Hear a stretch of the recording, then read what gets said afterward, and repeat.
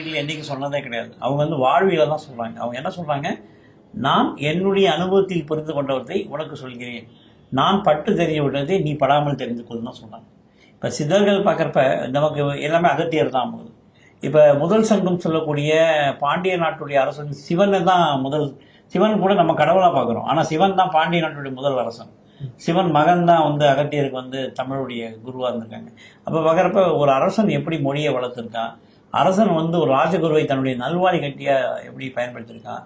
இந்த குருக்கள் சொல்லக்கூடிய இந்த முனிவர்கள், இந்த இப்போ முனைவன் சொல்லக்கூட முனைவன் இதெல்லாம் வந்திருக்கு உங்களுக்கு. முனிவர்கள் கேள்விப்பட்டிருப்பீங்க. அப்போ ஒரு அறிவாற்றல் மக்களை, வாழ்வியலை புரிந்து கொண்ட மக்களை எப்படி தமிழ் சமூகம் தன்னுடைய வழிகாட்டியாக பயன்படுத்தி தான் எடுத்துக்கலாம் தவிர அவங்களை ஒரு சமயப்போக்கில் எடுக்கிறது சிறிது மாற்று கருத்துக்கு உள்ளடங்கியது. சித்தர்களை பார்த்து நீங்க வியக்கிற விஷயம், இந்த விஷயத்தினால சித்தர்களை நாம் மிகவும் மதிக்க வேண்டியவர்கள், அவர்கள் வரலாறு நம்ம படிக்கிறதுக்கான முக்கியமான காரணம்னு இருக்கு அப்படின்னா நீங்க எதை சொல்லுவீங்க? முதல்ல இன்னைக்கு இருக்கக்கூடிய மெட்டாலஜி சொல்லக்கூடிய மெட்டீரியல் சயின்ஸ் சித்தர்கள் உருவாக்கணுது. ரசவாதம் கேள்விப்பட்டிருப்பீங்க. மண்ணை பொன்னாக்குதல், அண்டக்கல், மூப்பு, இன்னைக்கு அடிப்படையான பாதரசம் மெர்க்குரின்னு சொல்லுவாங்க. அது முழுக்கைய கொண்டு வந்தது அவங்க தான். மெர்க்குரி, பாஸ்பரஸ், சல்பரை முதல்ல உலகத்துக்கு அறிமுகம் பண்ணது. அதாவது ஆர்கானிக் கெமிஸ்ட்ரியும் இன்ஆர்கானிக் கெமிஸ்ட்ரியும் அறிமுகம் பண்ணதே அவங்க தான். நம்பர் 1. அதே சமயத்தில் ஸ்பேஷியல் சயின்ஸ், வானவியல் ஆய்வுகள், எந்த கோள்கள், அதாவது பூமி வழக்கமாக பூமியின் தட்டை நினச்சிட்டு இருந்தாங்க. அந்த காலத்திலே பூமியை ஞானம், வையகம் சொல்லி சுழலக்கூடிய ஒரு பொருளாகவும், அது சூரியனை நோக்கி நீள்வட்ட பாதையில் சுற்றக்கூடிய பொருளாகவும், அது வடசெலவு தென் செலவு செல்லக்கூடிய பொருளாகவும், அதே மாதிரி ஒரு மாதத்தை நிலவின் போக்கை, அமாவாசை பௌர்ணமின்னு நம்ம சொல்கிறோம், முழு நிலவு இருள் நிலவுன்ற முறையிலையும், மேகங்கள் வச்சுக்கிட்டு மேகங்கள் மழை தருமா மழை தராதா, சில மேகங்களை மழை பெய்ய வச்சுருக்காங்க. இப்போ கிளவுட் சீடிங் சொல்லுவாங்க. சில மேகங்களை மழை பெய்யாமல் வச்சுருக்காங்க. அப்போ அந்தளவுக்கு ஒரு வானியலை முழுமையாக புரிஞ்சுக்கிட்டவங்க, மருத்துவ குணங்களை முழுமையாக புரிஞ்சுக்கிட்டதும், அந்த உடலை, அதாவது அண்டத்தில் இருப்பது பெண்டத்தில் இருப்பது சொல்லிங்க, அதாவது ஸ்பேஷியல் சயின்ஸ் அத்தனையும் நம்ம உடம்புக்குள்ளே இருக்குது. அப்போ எல்லாத்துக்கும் வெப்பம் தான் ஒரு பொருளை இயக்குது. அப்போ அந்த வெப்பத்தை எப்படி மையமாக கொண்டு வாழ்க்கை நடத்தலான்றது சித்தர்களுடைய மிகப்பெரிய ஒரு பங்களிப்பாக இருந்திருக்கு.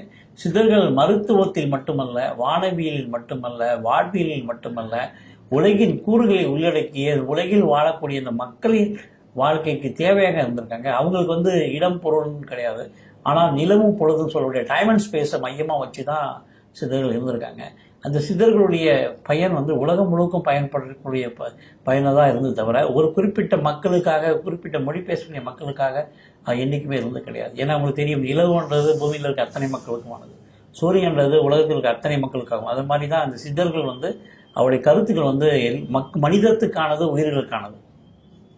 இலக்கணங்களை ஒட்டி தான் இந்த தரவுகள் அவர்கள் சொன்னதை எடுத்துக்கிறீங்களா, இல்லை இதை தாண்டி ஆதாரங்கள் நீங்க எதுவும் தட்டிருக்கீங்க? இல்லை, இலக்கணத்துக்கு மீறியது நம்மளுடைய இலக்கியங்க. ஏன்னா தொல்காப்பியம் வரப்பே, தொல்காப்பியமே நிறைய முன்னோர்களை பற்றி சொல்லி தான் வருது.